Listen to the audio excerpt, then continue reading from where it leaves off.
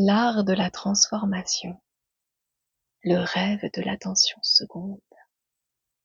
Nous avons vu que le rêve que vous vivez actuellement est le résultat du processus au moyen duquel le rêve de la planète a capté votre attention et vous a inculqué toutes vos croyances.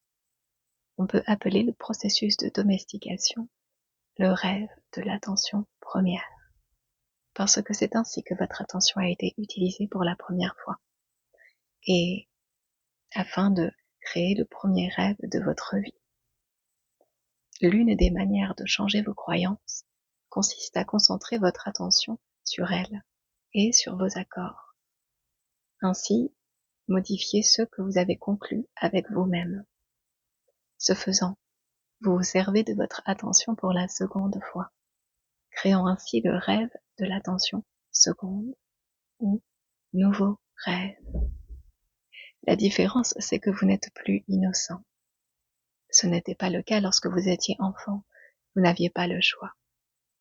Mais vous n'êtes plus un enfant.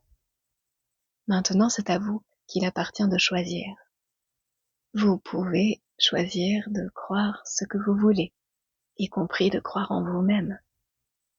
La première étape consiste à prendre conscience du brouillard qui obscurcit votre esprit. Vous devez devenir conscient du fait que vous rêvez en permanence. Seule cette conscience peut vous donner la possibilité de transformer votre rêve. Si vous vous rendez compte que tout le drame de votre vie provient de ce que vous croyez, et que ceci n'est pas vrai, vous pouvez alors commencer à changer. Toutefois, pour vraiment modifier vos croyances, il vous faut concentrer votre attention sur ce que vous voulez précisément changer. Vous devez connaître quels sont ceux parmi vos accords que vous voulez changer, avant de pouvoir le faire. L'étape suivante consiste donc à développer la conscience de toutes les croyances limitatrices, fondées sur la peur, qui vous rendent malheureux. Faites un inventaire de tout ce que vous croyez, de tous vos accords, et ce faisant, la transformation commencera.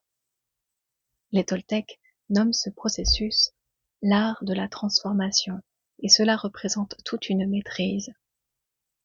Vous devenez un maître de la transformation en modifiant les accords basés sur la peur qui vous font souffrir et en reprogrammant votre esprit à votre manière.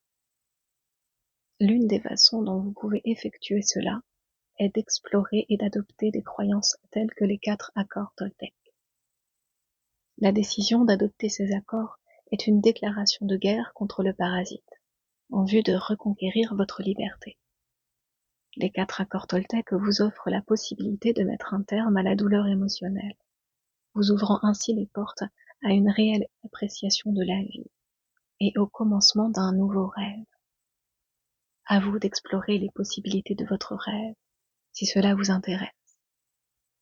Les 4 accords Toltec ont été conçus pour vous aider dans l'art de la transformation, vous permettre de briser vos accords limitatifs, vous donner davantage de pouvoir personnel et vous rendre plus fort.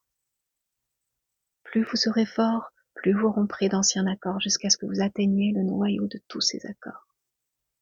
Atteindre ce noyau central est ce que j'appelle aller dans le désert. C'est dans le désert que vous vous retrouvez face à vos démons intérieurs. Une fois ressortis du désert, tous ces démons deviennent des anges. La mise en pratique des 4 accords représente un acte important de pouvoir. Il vous faut en effet beaucoup de pouvoir personnel pour rompre le sort de magie noire auquel est soumis votre esprit. Chaque fois que vous brisez un accord, vous récupérez un peu plus de pouvoir. Vous commencez par rompre de petits accords qui requièrent peu de pouvoir. À mesure qu'ils se brisent, votre pouvoir personnel s'accroît jusqu'à ce que vous soyez finalement en mesure d'affronter les grands démons qui vous habitent. Par exemple, cette petite fille à qui l'on avait dit de ne pas chanter, vous vous souvenez? Elle a maintenant 20 ans et ne chante toujours pas.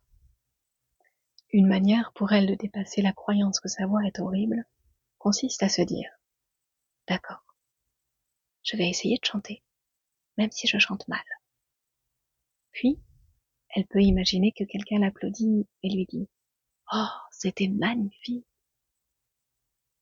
Ceci peut amoindrir un peu l'accord dont elle souffre, même s'il est encore là. Cependant maintenant, elle a un peu plus de pouvoir et de courage pour essayer à nouveau, et s'y reprendre encore et encore, jusqu'à ce qu'elle brise complètement cet accord.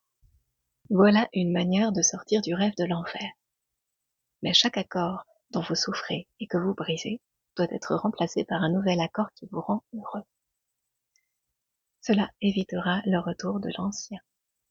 Si la même place est occupée par un nouvel accord, l'ancien part à jamais. Plusieurs anciens accords très puissants peuvent faire penser que ce processus ne finira jamais. C'est la raison pour laquelle il vous faut aller pas à pas et faire preuve de patience envers vous-même, parce que cela prend du temps. Votre manière actuelle de vivre est le résultat d'années de domestication.